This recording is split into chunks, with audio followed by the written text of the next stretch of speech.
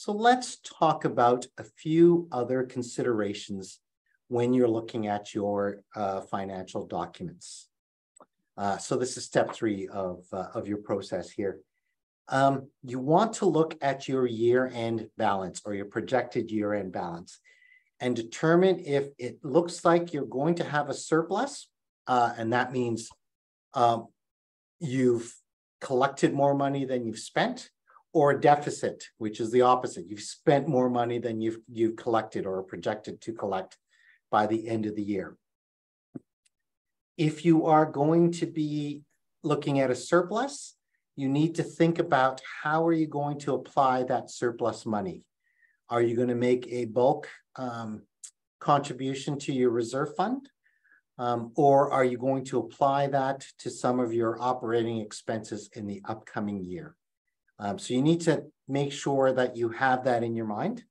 But even more importantly, if there is a shortfall in your prior year's budget, you need to be cognizant of that, because by law, you need to repay that amount in this upcoming budget. So you need to make sure you have sufficient money to cover off any shortfall from the prior year.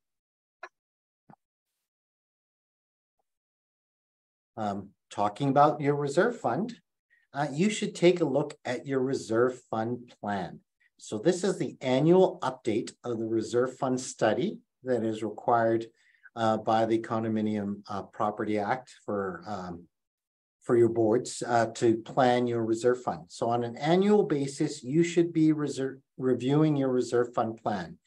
That means taking into account all of the expenditures that you've had this year and see whether or not they were done on time or early or late with respect to your reserve fund study, and then what those actual costs were, so that you can build that into your reserve fund plan, because that will change your contribution schedule if you have had those expenditures.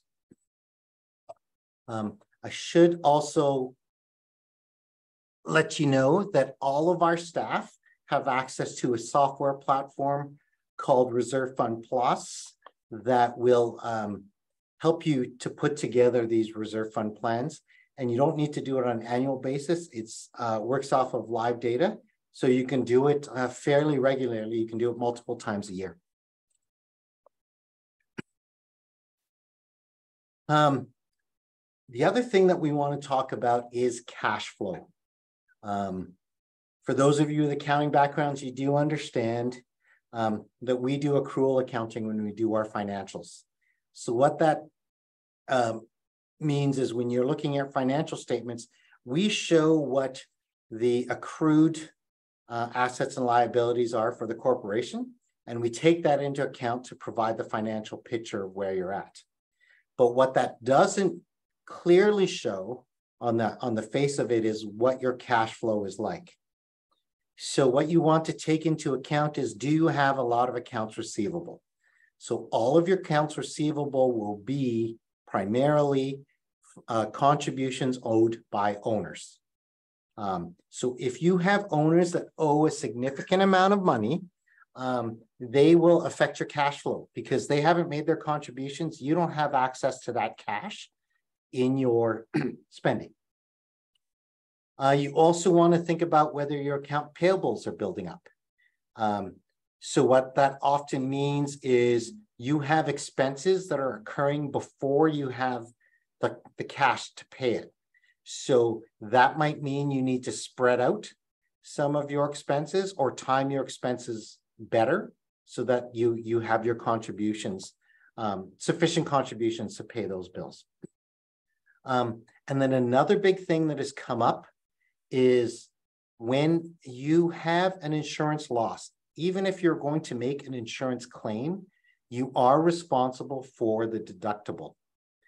If you do not have that $10,000 or $15,000 or $50,000 in your operating account to pay for that deductible or to pay for the bills until you get the insurance money, you're not going to be able to cash flow.